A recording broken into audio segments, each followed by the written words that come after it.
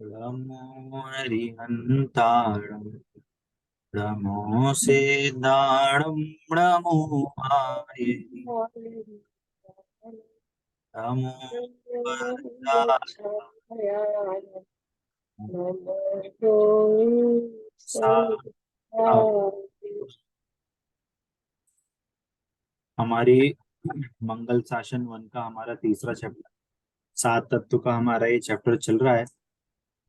पिछली क्लास में हमने काफी मुद्दे और कहना चाहिए इस चैप्टर के, इस कंसेप्ट के, हम काफी इम्पोर्टेंट कंसेप्ट्स को हमने डिस्कस किया था, है ना। कौन कौन है जिसने लास्ट क्लास सुन ली है, उन्होंने समझ ली है और उनको कोई डाउट नहीं है? सुन लिए भैया। भैया सुन ली है, समझ ली है, एक डाउट है एक डाउट है अभी मुझे। हाथ उठाओ। बाकी लोग मैंने अभी नहीं सुनी है, आज सुनी। ये तो बीच बीच गाड़ी में चढ़ना हो जाएगा आज। हाँ, मैंने नहीं सुन कोई नहीं, पाई। थोड़ा रिवीजन कर लेंगे। अभी दीक्षा जी तो पूरी क्लास में थी पिछली क्लास में, ठीक है। चलिए, हाँ, आपका क्या डाउट था? भैया जीव द्रव्य और जीव तत्व में डिफरेंस। हम्म मैं इसी में क्वेश्चन रेज करने वाला था। अभी मैं दो तीन क्वेश्चन पूछता कि आप लोगों को क्या समझ में आया, क्योंकि यदि वो कंसेप्ट क्लियर नहीं हुआ है, हमने क्या समझा है, तो मैं आगे नहीं बढ़ूंगा। ठीक है, पहले एक बार थोड़ा सा रिवीजन करते हैं, जिससे कि सुनैना जी को भी इजी हो जाए समझ में। लास्ट क्लास आप आधी क्लास में थे, है ना? क्लास 5 चली गई थी। हाँ, कहाँ तक समझ में आया था आपको? वो आप जीव और अजीव समझा रहे थे और फिर आप हाँ, बाकी पूछ रहे थे। अच्छा, ठीक है, चलिए, कोई दिक्कत नहीं है। तो पहले तो हमें ये नक्की करना है कि हम यहाँ पे बोल तो तत्व की बात रहे हैं ना। एक सेकंड, सब लोग म्यूट कर लें, ठीक है। पहले प्रथम हमें ये समझना है कि यहाँ पे हम बात कर रहे हैं, एक तत्व से बात कर रहे हैं, है ना। बट यहाँ पे तत्व प्लस अर्थ, उसका स्वभाव और वो वस्तु, दोनों को साथ में लेके चलना है। आप क्या बोला? हम यदि मिठास की बात करेंगे तो आपको ये अंडरस्टूड है कि वहां चीनी विद्यमान है। कैसे अपन एकदम तुरंत पकड़ लेते हैं इस चीज को, है ना। कभी हम बोले अरे यार ये ना टेस्ट नहीं आ रहा अच्छा, तो आपको कैसे लगता है? अरे तुरंत नमक डालो, बढ़िया सा टेस्ट आ जाएगा। क्यों? अपन हमेशा है ना, हम उसके स्वभाव को वस्तु से कनेक्ट करना जानते हैं। हमें कोई स्पेशल एफर्ट नहीं लगाना। हमारे डेली में हम ये चीज अप्लाई करते हैं अपनी डेली लाइफ में। जहां हमने किसी भी वस्तु के नेचर की बात करी, हम तुरंत उस वस्तु को पकड़ते हैं। पॉइंट समझ में आ रहा है? वस्तु और उसके नेचर के बीच में कनेक्शन हमें करना आता है। ये पॉइंट समझ में आ रहा है? उसका नेचर, किसी वस्तु का नेचर और वो वस्तु, है ना। हम हम तुरंत बोलते हैं क्या कि अरे यार ये ठंडा ठंडा लग रहा है, ठंडी ठंडी चीज कुछ लग रही है क्या। तो पता चला कि कपड़ा गीला है। तो ये वो पानी का स्वभाव क्या है? ठंडा ठंडा। अरे हाथ जल गया, तो अपन को पता है आग से जला है।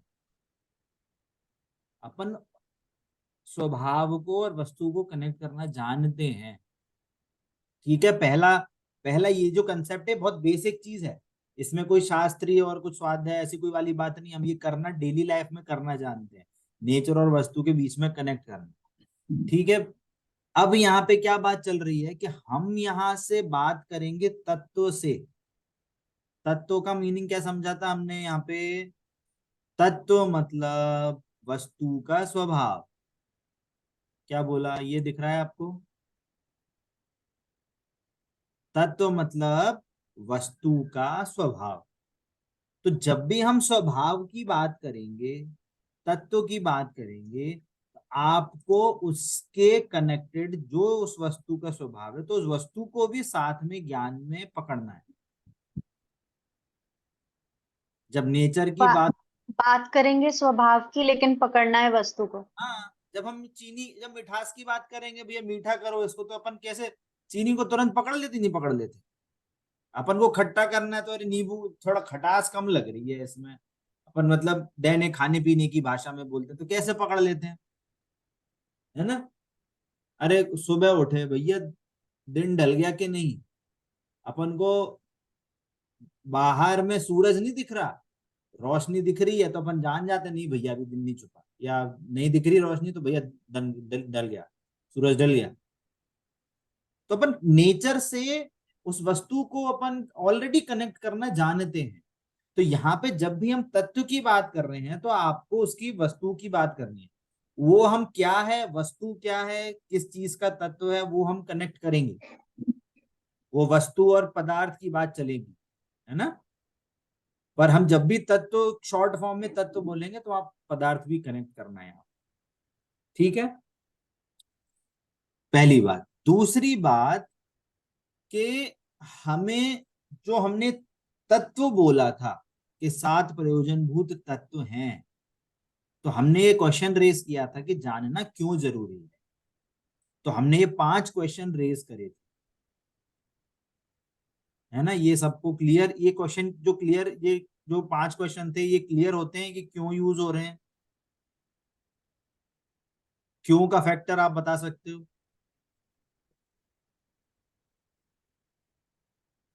कि 5 क्वेश्चन कैसे बने, कोई इसको डिफाइन कर सकता है 5 क्वेश्चन कैसे बने हैं, इसकी बात क्यों कैसे आ गई। हाँ बताओ, जो बोल सकता है बताइए। क्वेश्चन सामने दिख रहे हैं आपको, है ना।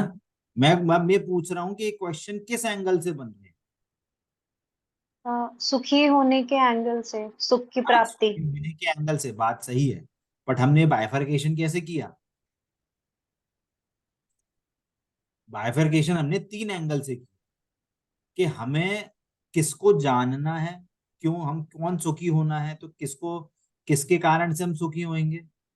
पहला कारण क्या है कि कौन सुखी होगा, इसका निर्णय करना है। दुखी हो जो हो रहे हैं अभी, आज तक जो हमारे प्रयत्न चलते रहे सुखी होने के, उसको हमें पहले जानना है कि वो सही है कि गलत है। तो दुखी क्यों होते रहे हम, और दुख का स्वरूप क्या है। हम जो अभी जो हमारे में जो दुख हो रहा है, क्या हम उसको दुख मान रहे हैं कि नहीं मान रहे हैं। तो पहले हमारी जो गलती हो रही है, जो अज्ञानता हो रही है, पहले हमें उसको जानना है। और फिर हम जब सच्चे मार्ग पे जाएंगे कि सच्चा मार्ग क्या है, तो फिर हमें सच्चा मार्ग भी तो पता होना चाहिए। मान लो हमें, मैं बैठा हूं कहाँ, मैं बैठा हूं मान लो ग्वालियर में बैठा हूं, है ना।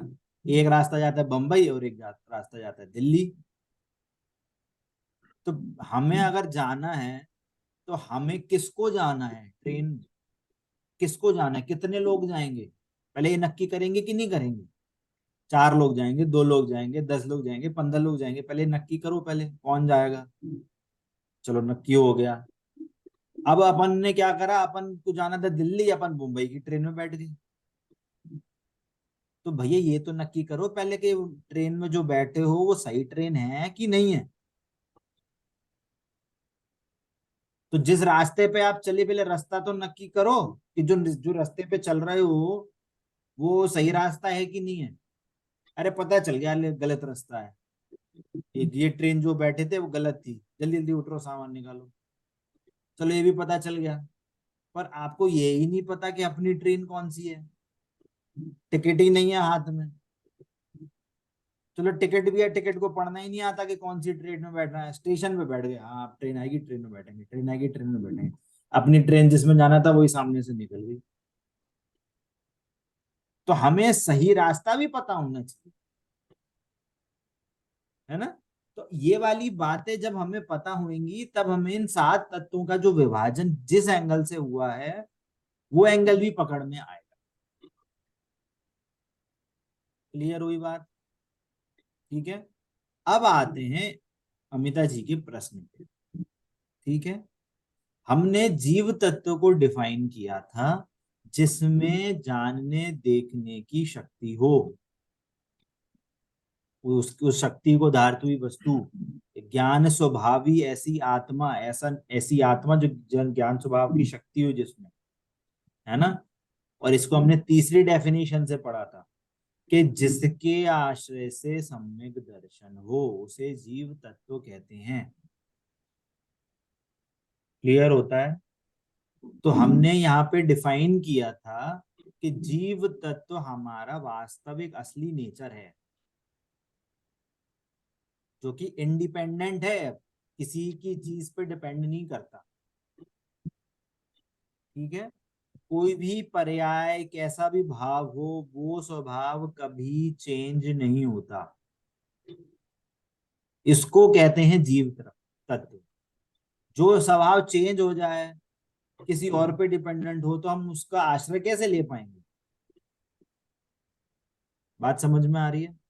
इसलिए जीव तत्व को हम सम्यक दर्शन का विषय भी कहते हैं, जिसके कारण से सम्यक दर्शन होता है उसे जीव तत्व कहते हैं। इसलिए जिनवाणी में उसको अलग अलग शब्दों में कहा है। और शास्त्रीय शब्द हैं, मैं बोल सकता हूँ, जैसे पारिणामिक स्वभाव, ध्रुव दृष्टि का विषय, सम्यक दर्शन का विषय, है ना, कारण शुद्ध पर्याय, ऐसे बहुत सारे शास्त्रीय नाम। आगे भी बाद में आप कभी स्वाध्याय आपका बढ़ेगा तो आप इन शब्दों का मीनिंग समझेंगे। अभी कॉम्प्लेक्स नहीं करना है, आपको इतना समझना है कि जीव तत्व सम्यक दर्शन का विषय है ना, द्रव्य दृष्टि का विषय, ये इसको ऐसे शब्दों में कहते हैं। क्यों है इसका मीनिंग अपन समझेंगे। अमिता जी ने क्वेश्चन पूछा कि जीव द्रव्य और जीव तत्व में क्या डिफरेंस है। जीव द्रव्य जीव तत्व में बहुत बड़ा डिफरेंस है, बहुत बड़ा डिफरेंस।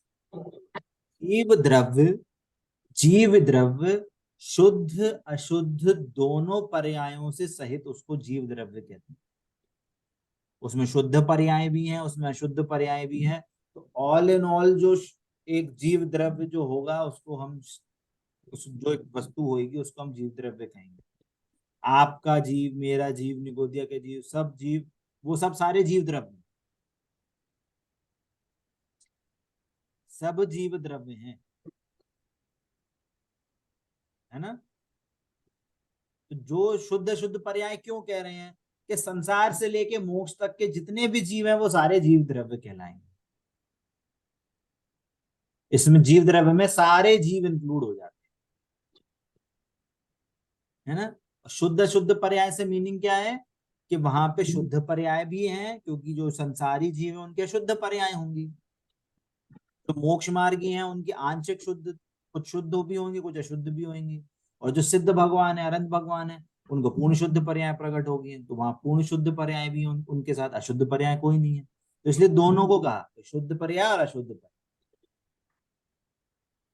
ठीक है, तो ये है जीव द्रव्य जिसमें सारे जीव आ जाते हैं, विश्व के समस्त जीव जीव द्रव्य के अंदर समाहित हो जाते हैं। क्लियर होती है बात। अब ये जीव तत्व क्यों है, अलग से क्यों कहा है, जीव तत्व क्या चीज हो गई। मैंने जीव तत्व को ऐसे डिफाइन किया है, मतलब जिनवाणी में ऐसा डेफिनेशन आई है कि उस शक्ति को धारती हुई वस्तु। तो जो शक्ति को धारती हुई वस्तु है ना, वो पर्याय नहीं है। वो जो ध्रुव है ना, ध्रुव वस्तु जो कभी चेंज नहीं होती, हम उस ध्रुव को जीव तत्व कह रहे हैं। तो जीव तत्व में पर्याय इंक्लूड नहीं होती, जीव तत्व में सिर्फ ध्रुव ध्रुव वस्तु इंक्लूड होती है। इसको हम ऐसे भी समझते हैं, जो मैंने पिछली क्लास में समझाया था कि जीव तत्व का मतलब हमने जो दूसरी डेफिनेशन दी, जिसके आशय से सम्यक दर्शन होता है।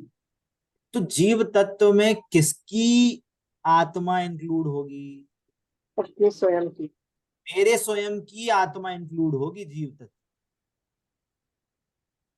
अमिता जी समझ में आ रहा है, नहीं आया समझ में।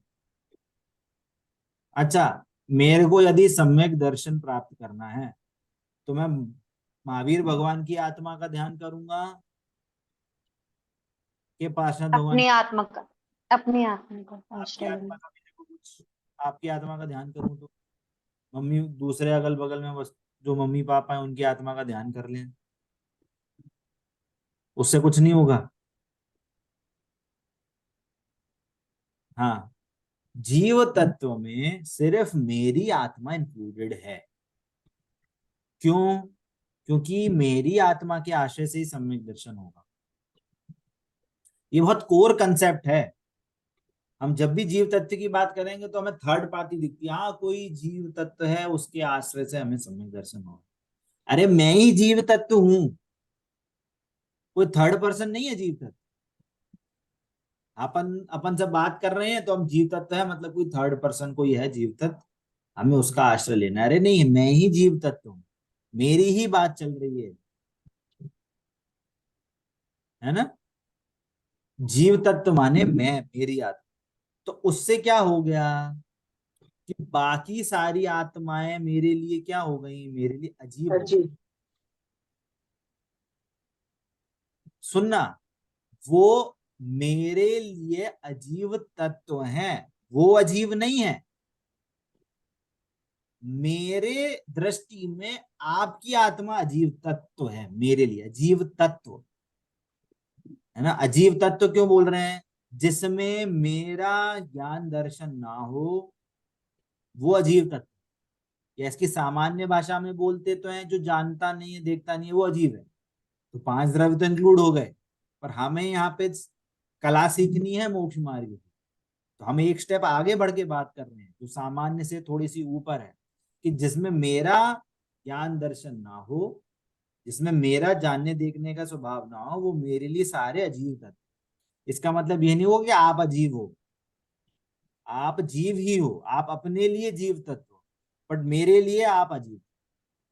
मैं आपके लिए अजीब तत्व। किस एंगल से? सम्यक दर्शन की दृष्टि के एंगल से। पॉइंट पकड़ना, यहाँ पे हम ये नहीं बोल रहे कि आप अजीब हो गए, मैं अजीब हो गया, आप में कोई ज्ञान नहीं है, ऐसे नहीं बात कर रहे हैं। मेरे को यदि सम्यक दर्शन प्राप्त करना है तो उस दृष्टि के एंगल से आप मेरे लिए अजीब। आपको यदि सम्यक दर्शन प्राप्त करना है तो आपके लिए मेरी आत्मा अजीब तत्व। क्यों? उस सम्यक दर्शन को प्राप्त करने के हेतु से, क्योंकि आप अपनी आत्मा के ही आश्रय से ही सम्यक दर्शन प्राप्त करोगे, मेरी आत्मा के आश्रय से सम्यक दर्शन प्राप्त नहीं। ये क्लियर होता है ना? लॉजिक क्लियर हुआ? हाँ। ठीक है।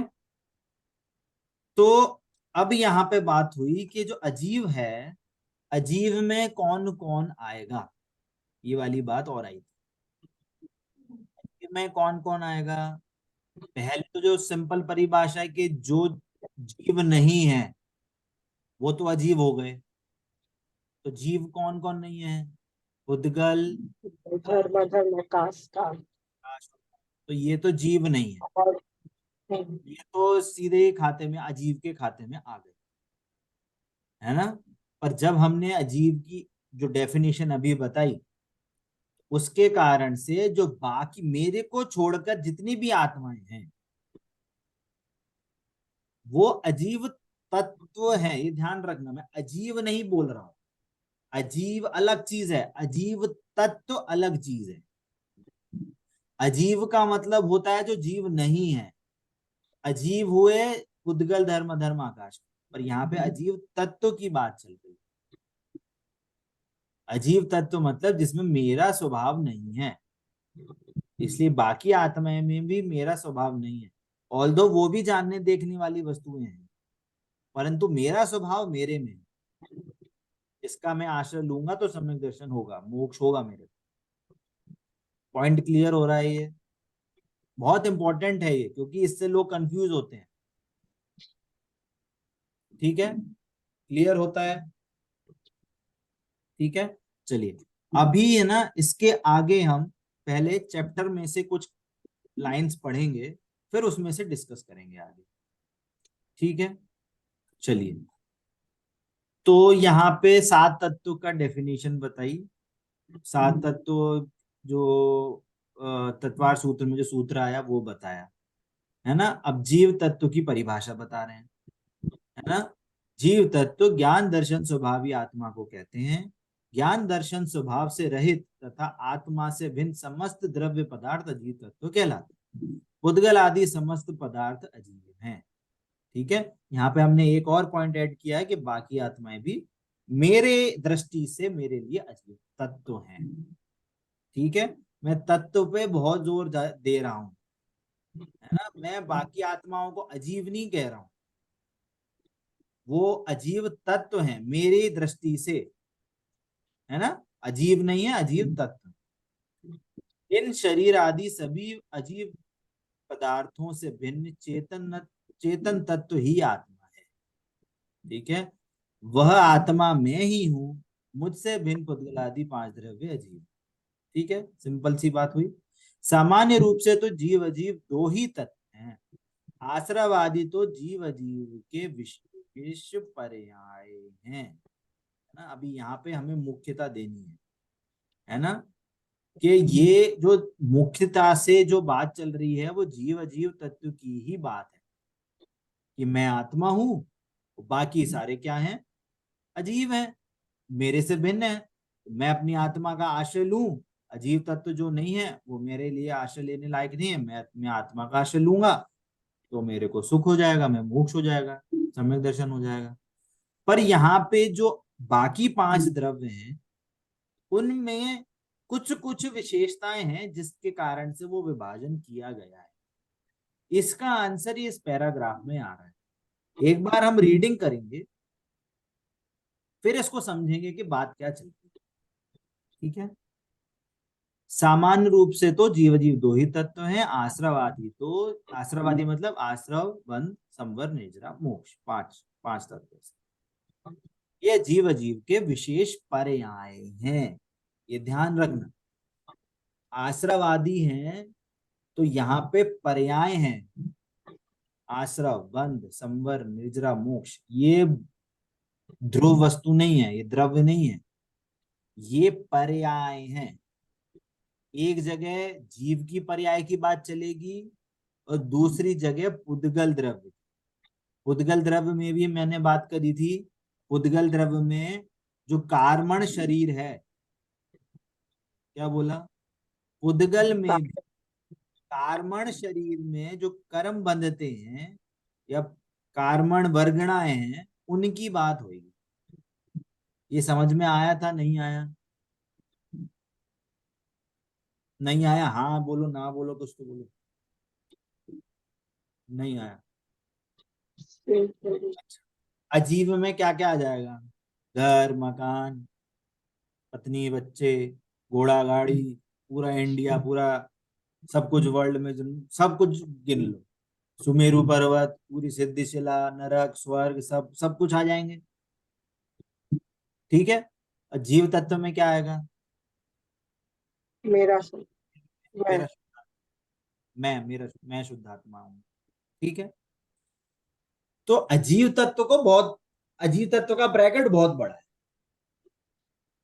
सारी चीजें पुद्गल द्रव्य, पूरे इधर उधर आकाश काल सारी चीजें आ जाती हैं पुद्गल द्रव्य के अंदर। ठीक है, आप एक्सपैंड कर लो पुद्गल द्रव्य में क्या क्या आ सकता है ना। ये दिल्ली, फिर पूरा पूरा इंडिया, फिर पूरे सारे कॉन्टिनेंट्स, और ये पूरे पृथ्वी, और फिर बाद में भरत क्षेत्र, और पूरे मध्य लोक, नीचे पूरा नरक, ऊपर देवगति का स्वर्ग, है ना। सारी कुछ चीजें आ जाएंगी पुद्गल द्रव्य में। ठीक है, पर जब हम इस सात तत्व की बात कर रहे हैं, है ना, सात तत्व में जो बाकी पांच द्रव्य हैं, है ना, तो यहाँ पे क्या बोल रहे हैं एक इंपॉर्टेंट पॉइंट में, बाकी आश्रवादी जो हैं,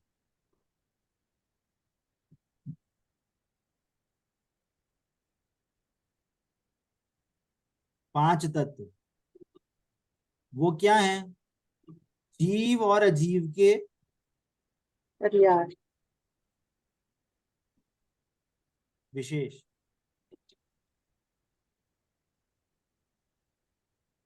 अब मैं बता रहा हूं इसका मीनिंग क्या है।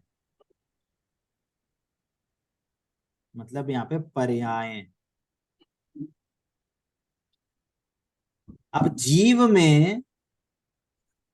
जीव की तो जो भी शुद्ध और अशुद्ध पर्याय होंगी वो इंक्लूड होंगी।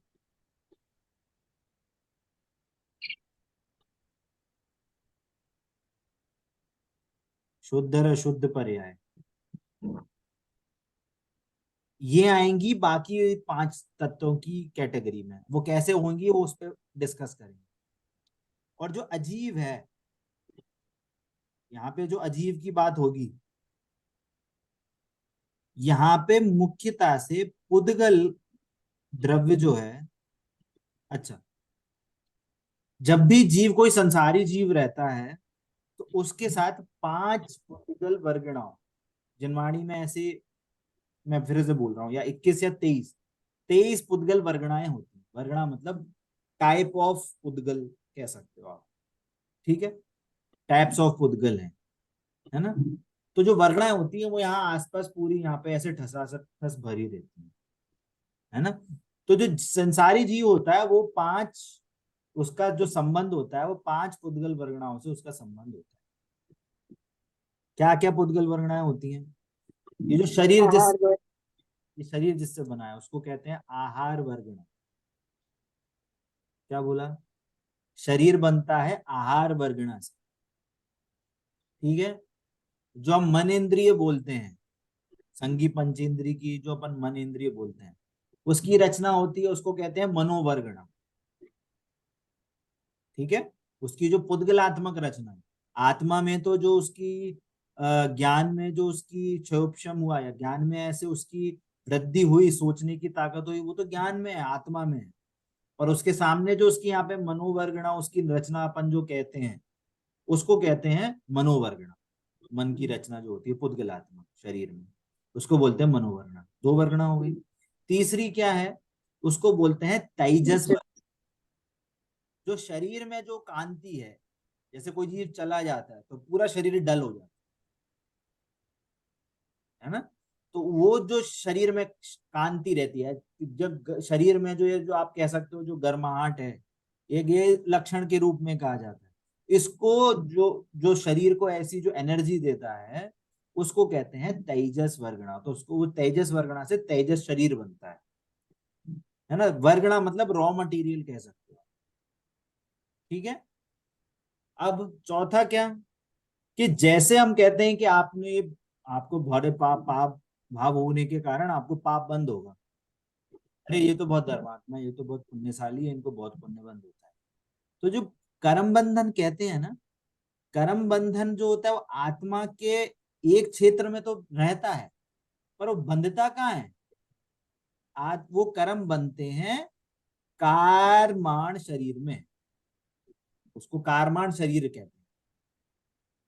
और उसकी वर्गणा होती है कार्मण वर्ग। वर्गणा का नाम है कार्मण, शरीर का नाम है कारमाण शरीर, है ना, एक मात्रा का अंतर, ठीक है। तो ये जब भी किसकी वर्ग, कार्मण वर्गणा किसकी होती कार्मण है? कर्म। कर्म, जो अपन 8 कर्म की बात कहते हैं ना कि कर्म आए, तो वो कार्मण वर्गणाएं कर्म रूप परिणमित होती हैं अलग अलग, और कार्मण शरीर में जाके बंधती है ना। इसका उदाहरण ऐसे आता है, जैसे कोई, जैसे गाय है या कुत्ता है, तो उसको रस्सी से बांधना है। तो कैसे बांधेंगे? उसकी गर्दन लेंगे और एक रस्सी लेंगे, और रस्सी और गर्दी में ऐसे गांठ बांध देंगे। ऐसे होता है क्या? अरे नहीं भैया, रस्सी को घुमा के रस्सी को रस्सी में ही बांधते हैं। गाय इंडिपेंडेंट रहती है। वैसे ही जो कर्म बंधता है वो आत्मा के एक क्षेत्र में है, वो जो गर्दन है ना उसी के क्षेत्र में है रस्सी, तो रस्सी रस्सी में ही बंधी है। वैसे ही कर्म बनते हैं, वो भी कार्मण शरीर में बनते हैं। पर आत्मा और शरीर एक साथ रहते हैं ना, इसलिए बोला जाता है कि आत्मा में कर्म बंधे, ठीक है।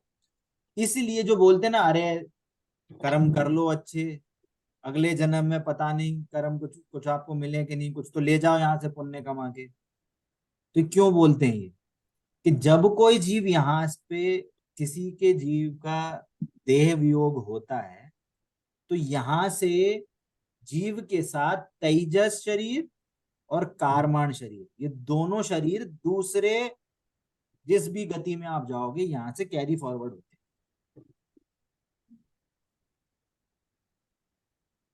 यहाँ का जो आहारक शरीर है, ये इसको आहारक शरीर, ये आहारक शरीर, ये बॉडी बॉडी जो है ना, ये आहारक शरीर है। बॉडी यहाँ छूट जाती है, आहारक शरीर छूट जाता है। मनोवर्गणा होगी तो मनोवर्गणा की जो फॉर्मेशन होगी वो छूट जाएगी। अगर संगी पंचेंद्रिय है, अब यहाँ से मान लो नरक जाएगा तो साथ में यहाँ से जो कारमान शरीर था वो एज इट इज साथ में जाएगा, और जो तेजस शरीर है वो भी साथ में, वो साथ में जाते है ना। तो ये तो 4 शरीर हुए, 5 4 वर्णाएं हुई। 5वीं वर्गणा है भाषा वर्गणा। भाषा वर्गणा का मतलब होता है जब हमारे जीव दंत तालु, मतलब ये दांत मुंह ये सब जब टकराते हैं तो यहाँ पे जो आसपास में जो यहाँ पे भाषा वर्गणाएं होती हैं वो शब्द रूप परिणमित होती हैं। तो वो वर्गणा है, ये जो शब्द है ये पुद्गल की पर्याय है, तो वो वर्गणा शब्द रूप परिणमित होती है, फिर आगे सुनाई में आता है कर्णेंद्रिय के माध्यम से। तो ऐसे 5 वर्गणाएं होती हैं जिससे जीव का संबंध होता है। बाकी और भी वर्गणाएं हैं, वो अपने से रिलेटेड नहीं है, इसलिए जिनवाणी में उसमें उतना उल्लेख नहीं आया है। तो बात यहाँ पे क्या हो रही है कि जब भी हम पुद्गल अजीव की जो हम बाकी इस 5 तत्वों में जो अजीव की बात होगी, इसमें बाकी पुद्गलों की बात नहीं है, ये सुमेरु पर्वत ये वो ये इसकी बात नहीं चल रही।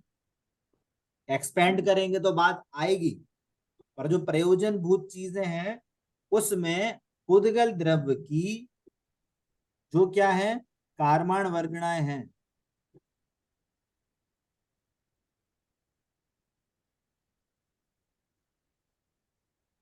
या इसको दूसरे शब्दों में कहें कर्म,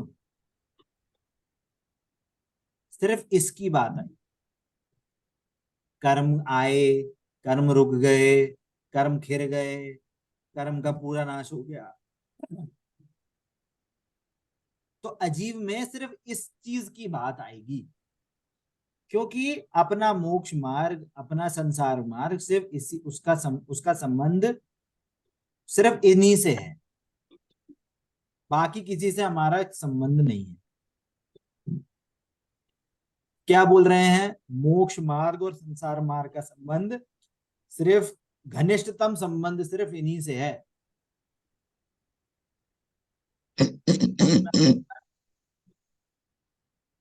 इसलिए जब भी हम कर्म अजीव की बात करेंगे तो इनमें सिर्फ इनकी बात होगी। 5 तत्वों में जो बात हो रही है, अजीव तत्वों में तो पूरी चीज इंक्लूडेड है, बट बाकी 5 तत्वों में मुख्यता से इनकी बात आई। ठीक है, बात समझ में आती है ना। एक और बात जो हमसे मिस हो गई कि हमने ये पहले क्वेश्चन रेज किया था कि हमारी गलती क्या है, दुखी क्यों हो रहे हैं, है ना। तो मेरा क्वेश्चन है, क्या अजीव तत्व के कारण हम दुखी हो रहे हैं,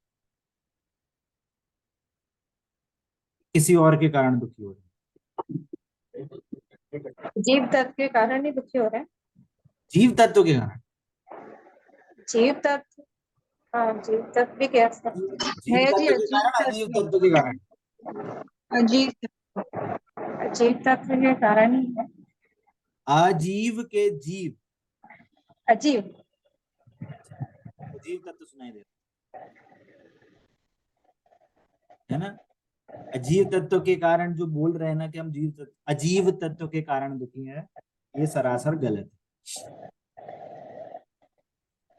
अजीव तत्व के कारण दुखी नहीं है, अजीव तत्व हमें दुखी नहीं कराता। जीव तत्व, ये समझाते हैं,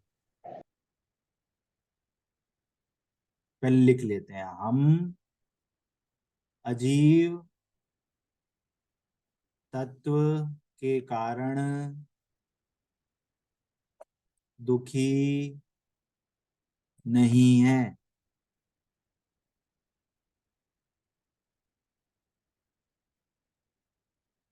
फुल स्टॉप। कोई कंडीशन नहीं लगी।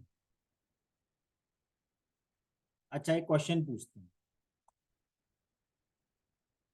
मान लो आपके पड़ोसी के किचन में समोसे बने, तो उससे आपको सुख होगा दुख होगा?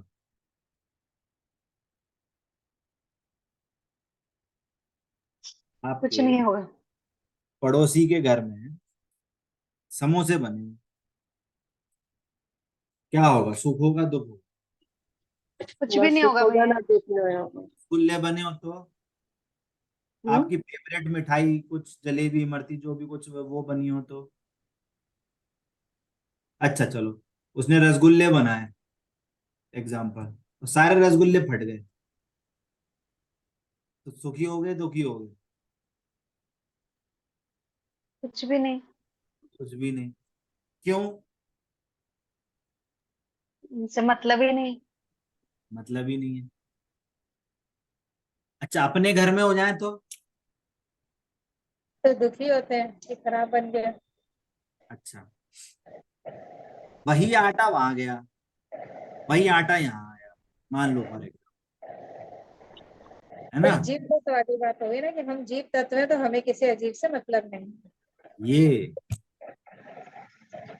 हमने देखो, वो तो फटने ही थे। मान लो रसगुल्ले जो थे वहां भी फटे, आपके ही फटे।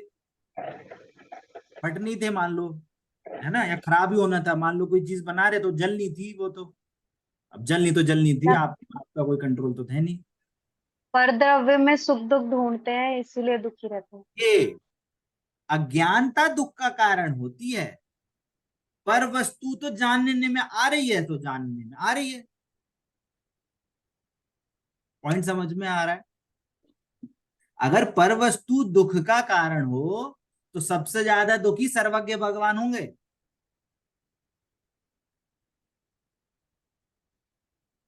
पॉइंट समझ में आ रहा है? अगर पर वस्तु दुख के कारण हो, तो सबसे ज्यादा दुखी सर्वज्ञ भगवान होंगे, उनको तो सब चीजें जानने में आ रही है। पॉइंट समझ में आ रहा है? उनको अभी के माता पिता, पूर्व के माता पिता, पूर्व भाव के माता पिता, पूर्व भाव के भाई बहन, कोई कहाँ डला है, कोई कहाँ डला है, कोई नरक में है, कोई तिरंज में है। जरूरी थोड़ी है कि हर कोई उनके साथ मोक्ष मार्गी हो जाए। रावण के घर में रावण गया नरक में, उसकी पत्नी मंदोदरी वो गई स्वर्ग में आर्य का वध धारण करके, और उसका पुत्र इंद्रजीत वो मोक्ष चला गया दीक्षा लेके। एक ही घर से तीनों गतियां गई।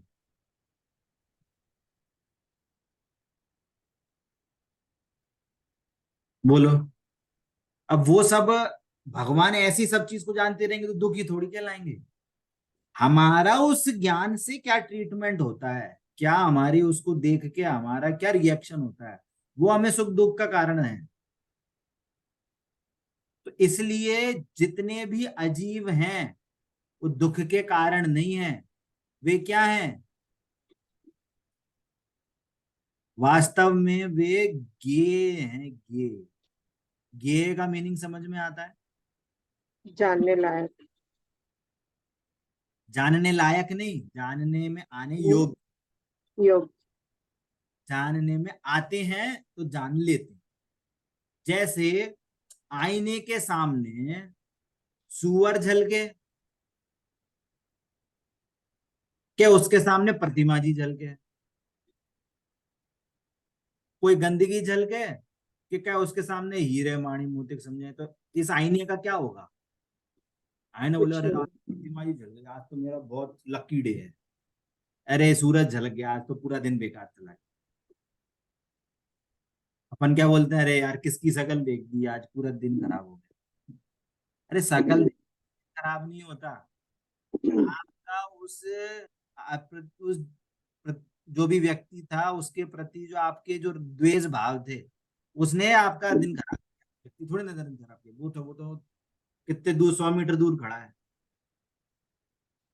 उसने क्या आपको कर दिया? कुछ करा ही नहीं, आपके परिणामों से वो चीजें हुई हैं। इसीलिए अजीब सिर्फ गेय है, हमारे में जानने की शक्ति है, वो सामने वस्तु जानने में आती है, बस इतना सा संबंध है आपके और अजीब में, बस और कोई संबंध नहीं है आप में। और बहुत कड़वी बात बोल रहा हूं, आप में और भगवान की प्रतिमा जी में सिर्फ गेय संबंध है। भगवान आपको ना कुछ दे सकते हैं, ना वो आपसे कुछ करवा सकते हैं। अब क्या मीनिंग निकला, हम भगवान की प्रतिमा जी के सामने जैसे हमारे भाव होंगे, हमें उस चीज का फल वैसा मिलेगा। और जो लॉजिक आप भगवान की प्रतिमा जी पे लगा रहे हो, वो सही लॉजिक आपको अभी प्रेजेंट में जो घर परिवार के लोग हैं वही लॉजिक वहां लगे। सामने वाला व्यक्ति भी आपके लिए गे है, चाहे वो आपकी आरती उतारे, चाहे आपको वो गाली दे। आपका उसकी एक्टिविटी पे क्या ट्रीटमेंट है वो आपको डिफाइन कराएगा, आप संसार मार्गी हो कि मोक्ष मार्ग। सामने वाला आपसे कुछ नहीं कर सकता। आदमी एक पत्नी के साथ भी दुखी रह सकता है और आदमी 96,000 रानियों के साथ भी सुखी रह सकता है। कैसे? उस जीव का उस एक्टिविटी को लेके आपके अंदर कैसे भाव हैं वो डिफाइन करेगा आपका सुख और आपका दुख। क्योंकि सामने वाली वस्तु सिर्फ गेय मात्र है, वो सिर्फ आपका ज्ञान है। तो सामने आईने के सामने जैसे वस्तु झलकी, वैसी वो आपके ज्ञान के सामने वो आया तो आपको उसकी एक्टिविटी झलक गई। पॉइंट समझ में आया? इसलिए जितने भी अजीब हैं वो गेय मात्र हैं। वो हमारे सुख दुख का कारण, ना दुख का कारण है ना सुख का कारण है। इसको सुख में भी इंक्लूड कर लो आप। सुखी भी सुखी का भी कोई रिलेशन नहीं है परद्रव्य से, है ना। एक छोटी सी बात कहूंगा पर ज्यादा समझना। जैसे पुराने टाइम पे या हो सकता है अभी भी हो, ऐसा भजन चलता हो, अरे भगवान आपके कारण भंवर में नैया डार दी, ऐसा वो एक भजन आता है। अरे भगवान आपके भरोसे ही,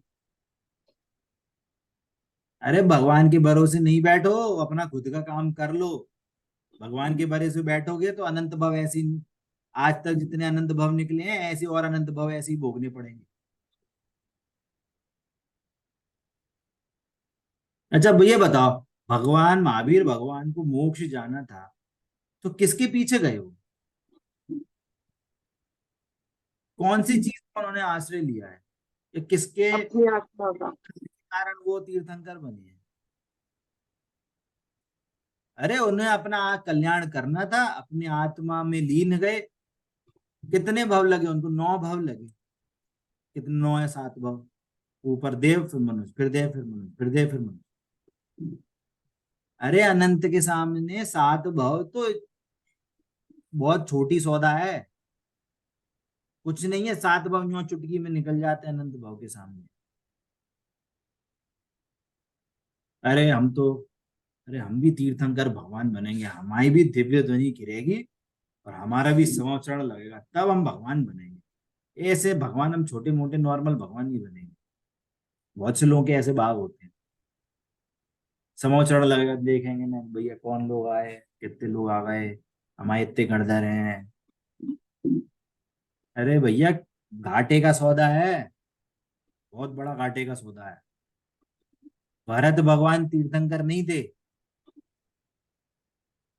क्या बोला? भरत भगवान तीर्थंकर नहीं थे, पर जैसे मुनिराज व्रत अंगीकार किया, ऐसी विशुद्धता हुई, ऐसी ध्यान की वृद्धि हुई, तुरंत 48 मिनट में सीधे मोक्ष।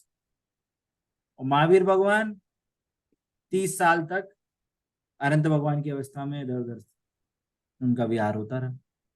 तो बताओ कौन फायदे का सौदा है? तुरंत मोक्ष में जाना फायदे का सौदा है कि 30 साल तक संसार में यही भटकते रहो? अपनी चर्चा थोड़ी ऑफ रोड हो गई। बात क्या चल रही थी कि अजीव गेय है ना। अब हम क्या बोल रहे थे, ये क्या है, प्रयोजन भूत तत्व। अब डेफिनेशन लगाओ। हर जगह आपको आज सुमंत प्रकाश पंडित जी के स्वाध्याय में बहुत इंपॉर्टेंट बात आई थी। हमें जिनवाणी में ये नहीं समझना कि जिनवाणी में क्या लिखा है। जिनवाणी में 7 तत्व लिखे हैं, हमें 7 तत्व याद है। हमें देखो सारी रेफरेंस याद है, कहाँ कहाँ 7 तत्व की चर्चा आई है, इनने क्या लिखा है, उनने क्या लिखा है, इनने क्या बताया, इनने क्या बताया, ये आचार्यों ने क्या लिखा, इनने क्या टीका करी, मेरे को ये इतने सारे याद हैं। अरे भैया, जिनवाणी में क्या लिखा है इसको नहीं कहते स्वाध्याय। ये जीव तत्व क्यों लिखा, अजीव तत्व क्यों लिखा, क्यों क्यों का आंसर है ना जिसके पास, उसका असली स्वाध्याय कहलाए। क्यों जिनवाणी में क्यों लिखा। तो जो जीव तत्व की डेफिनेशन बताई थी वो क्यों में क्यों बताई, कि हमें जीव तत्व का आश्रय लेके सम्यक दर्शन करना है, मोक्ष करना है, इसलिए जीव तत्व की डेफिनेशन बताई है। ये है क्यों का आंसर। अजीव तत्व क्यों बताया, कि अजीव तत्व हमारे सुख दुख का कारण नहीं है। अजीव तत्व सिर्फ ज्ञेय मात्र है, ज्ञान में झलकता है, उससे हमारा सिर्फ ज्ञेय ज्ञायक संबंध है और कोई संबंध नहीं। सुख दुख का जीव से कोई संबंध नहीं है। जो जीव इस बात को जान लेगा वो तुरंत सुखी हो जाएगा। कल को आपको कोई भी गलत कहे, आपको पता है भैया जानने, उसने बोलना था, मेरे को जानने में आ गया, मेरा कोई रिएक्शन की जरूरत ही नहीं है, क्योंकि मेरा मेरा उससे कोई होता नहीं है। अभी क्या बोला था, जीव तत्व तो इंडिपेंडेंट है, किसी का उसमें कुछ बिगाड़ सुधार नहीं होता। तो सामने वाला आरती करे मेरी, चाहे मेरे को कोई गाली दे, तो मेरा कोई रिलेशन ही नहीं है उससे। तो ये ज्ञान में बैठनी चाहिए हमें, हमें इसमें ये चीज हमें हमारे थॉट प्रोसेस में ऐड हो जाए। और हमें कुछ करना थोड़ी है, हमें एक्टिविटी चेंज करनी ही नहीं है कुछ, हमारा सिर्फ थॉट प्रोसेस चेंज करना है। जो एक्टिविटी चल रही है दिन भर की, उस एक्टिविटी में आपको कोई चेंज नहीं करना। आपको अपनी सिर्फ और सिर्फ इस थॉट प्रोसेस से चेंज करना है। अरे ये रोटी जल गई, ठीक है भैया, जलनी थी जल गई, हमारा इसमें कुछ है ही नहीं। सामने वाले को नहीं कुछ चिल्ला दी, अरे भैया सामने वाले को कुछ है ही नहीं, उससे मेरा बिगाड़ सुधार नहीं होता, क्योंकि वो गेय मात्र है। बात समझ में आ रही है, ठीक है। तो ये जीव और अजीव का रिलेशन समझ में आया, ठीक है। अब ये पैराग्राफ पढ़ेंगे तो समय तो इतनी जल्दी चला जाता है। अभी इसको पढ़ते हैं, आपको ना उस 5 तत्वों का जो क्यों 5 तत्व पर डिवीजन बन रहा है ना, उसका पहले आपको हिंट समझ में आएगा। इसका एक्सप्लेनेशन अपन नेक्स्ट क्लास में समझेंगे, ठीक है। एक बार रीड करते हैं इसको। यदि आश्रव आदि, आश्रव बंध संवर निर्जरा मोक्ष, ये जीव अजीव के ही विशेष हैं, तो इनको पृथक क्यों कहा। जीव अजीव की भेद रहने देते, अलग क्यों कहा, ठीक है। तो अब यहाँ उत्तर दे रहे हैं, यहाँ मोक्ष का प्रयोजन, हमें क्या करना है, हमारा एम क्या है, हमें मोक्ष मोक्ष प्राप्त करना। सुखी होना है, मोक्ष मोक्ष दशा को प्राप्त करना है। अतः आश्रवादी 5 पर्याय रूप विशेष तत्व कहे। क्यों कहे, उक्त सातों के श्रद्धान बिना मोक्ष मार्ग नहीं बन सकता है, क्योंकि जीव और अजीव को जाने बिना अपने पर्याय का भेद ज्ञान कैसे होगा। तो पहले तो जीव अजीव को खड़ा किया कि हमें मोक्ष चाहिए, तो मोक्ष चाहिए तो पहले मोक्ष मार्ग, 7 तत्व को जानेंगे तो मोक्ष मार्ग मिलेगा। तो मोक्ष मार्ग कैसे होगा, कि पहले तो जीव और अजीव का भेद विज्ञान हो, क्योंकि आज तक हम इस अजीव को जीव मानते आए हैं और जीव का सच्चा ज्ञान है ही नहीं। तो इसलिए जीव तत्व साथ में वस्तु, अजीव तत्व और वो वस्तु, इसका भेद विज्ञान जरूरी है। तो पहला अजीव और जीव तत्व की पहली प्रयोजन भूत लॉजिक बताए कि ये दोनों क्यों जरूरी है। चलो भेद विज्ञान भी हो गया, मतलब रीजन समझा कि ये क्यों जरूरी है। आगे क्या बोल रहे हैं, मोक्ष को पहचाने बिना और हित रूप माने बिना उसका उपाय कैसे करेंगे। हमें ये ही नहीं पता मोक्ष का क्या स्वरूप है और वो वास्तव में हमारे लिए हित रूप है, इसको जाने बिना मोक्ष का रास्ता क्यों जाएंगे, उसको क्यों अटेन करने के लिए हम सारे एफर्ट करेंगे, है ना। इसलिए मोक्ष को जानना जरूरी है। मोक्ष के उपाय संवर निर्जरा है। मोक्ष डायरेक्ट नहीं कि आपने कुछ स्टेप लिए और डायरेक्ट मोक्ष में चले जाओगे, ऐसा नहीं है। उसका एक रास्ता है, मोक्ष मार्ग है। वो मार्ग निकलता है संवर निर्जरा तत्व के थ्रू। मतलब संवर निर्जरा जो पर्याय होती हैं, उन पर्यायों के थ्रू वो रास्ता निकलता है। इसलिए उन रास्तों का जानना आवश्यक है कि संवर निर्जरा होगा, उसकी मोक्ष मार्ग की स्टार्टिंग होगी और मोक्ष मार्ग की वृद्धि होते होते हमें मोक्ष मिलेगा। अब जब मोक्ष को जाना, मोक्ष के रास्ते को जाना, तो आश्रम का अभाव संवर है और बंध का एक दिशा भाव निर्जरा है। इसलिए आस उनको भी जाने बिना संवर निर्जरा रूप कैसे प्रवर्तेंगे। बात समझ में आई, नहीं आई। हमें प्राप्त करना है मोक्ष, पूर्ण सुख होना, तो ये तो फाइनल स्टेज है, ठीक है। परंतु वो फाइनल स्टेज का कोई रास्ता तो है। तो रास्ता कैसा है कि वो संवर निर्जरा के रास्ते थ्रू होके जाता है। संवर निर्जरा की जो स्टेज आएगी, पहले संवर निर्जरा की स्टेज पहले अटेन होगी, फिर उसकी जब वृद्धि होगी तो हमें मोक्ष मिलेगा। चलो मान लिया कि संवर निर्जरा भी हमें जानना है। अब जो संवर निर्जरा जानना है, वो संवर निर्जरा कैसे होते हैं कि आश्रव और बंध के अभाव से संवर निर्जरा प्रकट होता है। मोक्ष मार्ग है तो वो सुख रूप भाव है, और आश्रव है ये दुख रूप भाव है। तो दुख का भी जानना जरूरी है और उस रास्ते को भी जानना जरूरी है। इसको हमने पहले एक दो क्लास पहले एग्जाम्पल से लिया था कि हमें बीमारी है, तो हमें पहले ये बताना सोचना पड़ेगा, हाँ हमें हेल्दी होना है, हमें हेल्दी स्टेज के लिए हम पहले एम करेंगे। अरे हेल्दी स्टेज तो जाने हैं, पर रास्ता क्या है, कि रास्ता क्या है कि वो दवाई लेनी पड़ेगी, डॉक्टर के पास जाके वो डायग्नोस करेगा, उस कीटाणु को नाश करेगा, तब जाके वो टेन होगी। तो क्या है रास्ता, क्या है संवर निर्जरा। पर संवर निर्जरा कैसे प्रकट होगी कि वो जो आश्रम, जो दुख हो रहे हैं ना आपको, सिम्टम्स हो रहे हैं, जो बीमारी है, पहले बीमारी को डायग्नोस करना पड़ेगा। बीमारी डायग्नोस हो जाएगी तो आपकी दवाई जो है वो आप उसको सेवन करोगे तो आप अपनी हेल्दी स्टेज पे जा सकते हो, स्वस्थ हो सकते हो। वैसे ही आश्रव बंध को भी जानना इसीलिए जरूरी है, हमें दुख क्यों हो रहा है। इसलिए जो हमारे जो पहले जो 5 क्वेश्चन थे ना, उसका ये दूसरा रूप है यहाँ पे जो चर्चा हुई कि हमें दुख क्यों हो रहा है, इसको जानना जरूरी है। दुख का उपाय क्या है, मोक्ष मार्ग क्या है और मोक्ष क्या है। इसलिए हम 7 तत्व की चर्चा कर रहे हैं। क्लियर होता है, ये पैराग्राफ क्लियर हुआ कि बाकी 5 की क्यों जरूरत है, नहीं हुआ क्लियर। हाँ जी कि ना जी, हो गया। हो गया, हो गया। ना हुआ है। आपको यदि ये कुछ कंसेप्ट क्लियर नहीं हो, वापस से क्लास सुनिए, गो थ्रू। नहीं क्लियर हो तो आप मेरे को क्लास से पहले भी, कल भी, परसों आप पूछ सकते हैं, ठीक है। अब हम इसके आगे आश्रव बंध पे हम आगे बढ़ेंगे, ठीक है?